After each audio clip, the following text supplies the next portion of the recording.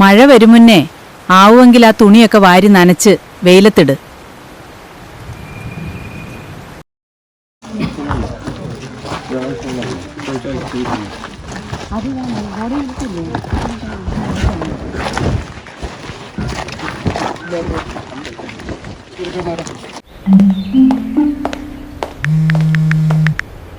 കുറച്ചൊന്നും ഇരിക്കാൻ അനുവദിക്കില്ല. എനിക്കിപ്പോ വയ്യ ഒന്നിനും.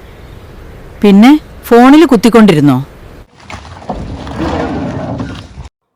തിരുവനന്തപുരം കാട്ടാക്കട പൂവച്ചൽ കുറകോണത്തുള്ള റോഷ ആൽബിയുടെ വീട്ടിലേക്ക് നാട്ടുകാരും ബന്ധുക്കളും ഒഴുകിയെത്തുന്നു. എല്ലാവർക്കും ഒന്നേ പറയാനുള്ളൂ, എങ്കിലും ഈ പെണ്ണ് ഇത്രയും കടും കൈ ചെയ്തു കളഞ്ഞല്ലോ എന്ന്. മെനഞ്ഞാന്ന് ഉച്ചയോടെയാണ്. ഉച്ചയ്ക്ക് എന്തെങ്കിലും റോഷ കഴിച്ചോ ഇല്ലയോ എന്നൊന്നും അറിയില്ല. ആ വീട്ടുകാരും ഒന്നും സംസാരിക്കുന്നില്ല. അവൾ 8 മാസം മാത്രം പ്രായമുള്ള സ്വന്തം കൈക്കുഞ്ഞിനെ ഹാളിലോ മറ്റോ കിടത്തി. മറ്റാരെയോ ഏൽപ്പിച്ചു എന്നും പറയുന്നു. മൂത്ത കുട്ടിയെ റൂമിൽ നിന്ന് പുറത്തിറക്കി. പിന്നെ അവൾ മുറിയിലേക്ക് കയറി വാതിലടച്ചത്രേ. ഇതൊക്കെ നാട്ടുകാർ പറയുന്ന അറിവാണ് നമുക്കുള്ളത്. മാത്രമല്ല, ഒരു വാർത്തയുടെ പ്രാഥമികമായ വിവരങ്ങൾ കൂടുതൽ വിശദമായി നമുക്ക് ലഭ്യമാകാറുമില്ല. റോഷ ആൽബിയുടെ മൂത്ത കുഞ്ഞിന് 6ഉം രണ്ടാമത്തേതിന് 8 മാസവും ആണ് പ്രായം. അമ്മ ചെറുതായി വഴക്കു പറഞ്ഞത് ആത്മഹത്യക്ക് ഒരു കാരണമായി തോന്നുന്നില്ല. പിന്നെ എന്താണ് ശരിക്കും ആ വീട്ടിൽ അന്ന് സംഭവിച്ചത്?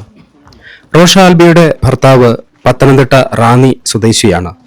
എറണാകുളത്തെ ഒരു ആശുപത്രിയിലെ നഴ്സാണ് അയാൾ. പ്രസവത്തിന് വന്ന റോഷ കുട്ടികളെയും കൊണ്ട് 8 മാസം പിന്നിട്ടിട്ടും റാന്നിയിലെ കുറച്ച് ഉള്ളിലുള്ള സൗകര്യങ്ങൾ കുറഞ്ഞ ആ ഭർത്തൃ വീട്ടിലേക്ക് പോയില്ല. 8 മാസമായിട്ടും അവൾ ഇവിടെ തന്നെ തുടർന്നു. ഈ സമയം റോഷയുടെ അനുജത്തിയും പ്രസവത്തിനായി ഇതേ വീട്ടിലേക്ക് എത്തുന്നു. അവളുടെ കുഞ്ഞിന് ഇപ്പോൾ 20 ദിവസം മാത്രമേ പ്രായമാകുന്നുള്ളൂ. അങ്ങനെയാണ് നമുക്ക് അറിയാൻ കഴിഞ്ഞ ഈ കുടുംബ പശ്ചാത്തലം.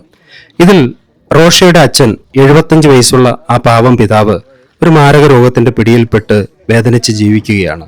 സാമ്പത്തികമായി പിന്നോക്കം നിൽക്കുന്ന ഒരു കുടുംബമാകയാൽ ഈ ഉഷാകുമാരി എന്ന അമ്മ, അവർക്കും ഏകദേശം 65 മേൽ പ്രായം വരും. അവർ തൊഴിലുറപ്പിനും മറ്റും പോയി ചെറിയ ഒരു തുക വീട്ടുചെലവിനും ഭർത്താവിന്റെ ചികിത്സയ്ക്കുമായി കണ്ടെത്തി വരികയാണ്.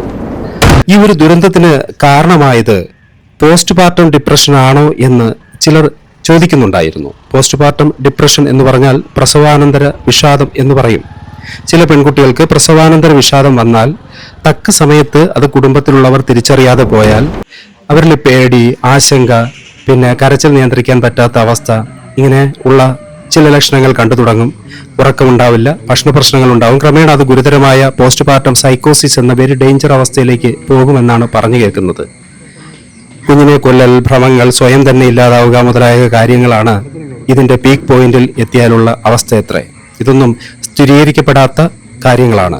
പോലീസ് വിശദമായി അന്വേഷിക്കുന്നുണ്ട്.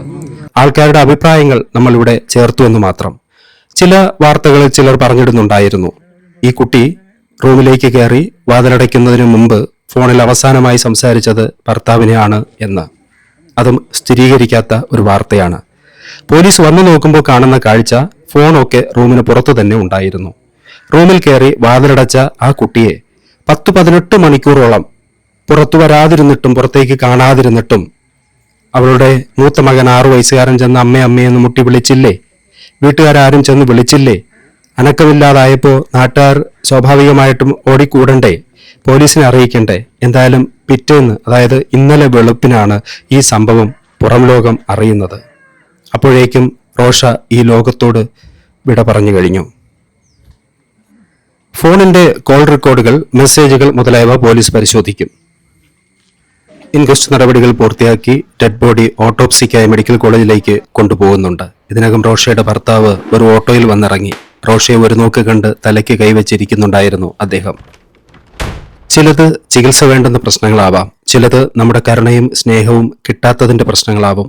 മറ്റൊരാളിന്റെ മാനസികമായ അവസ്ഥ അറിഞ്ഞുകൊണ്ട് പെരുമാറാൻ വീട്ടിലുള്ളവർക്കെങ്കിലും, കുറഞ്ഞത് ഭാര്യാഭർത്താക്കന്മാർക്കെങ്കിലും കഴിയണ്ടേ? മക്കളെ, ജീവിതം ഒന്നേ ഉള്ളൂ, ജീവിക്കൂ. എല്ലാവർക്കും ഉണ്ടെന്നേ ഓരോരോ വിഷമങ്ങളിൽ നിന്ന് ഈ ജീവിതം മോചിക്കപ്പെട്ടവരാരുണ്ട് എന്ന് ചോദിച്ചാൽ ആരും ഉണ്ടാവില്ല. അതുകൊണ്ട് തന്നെ ജീവിക്കണം. നമ്മൾ ജീവിച്ചേ മതിയാവൂ.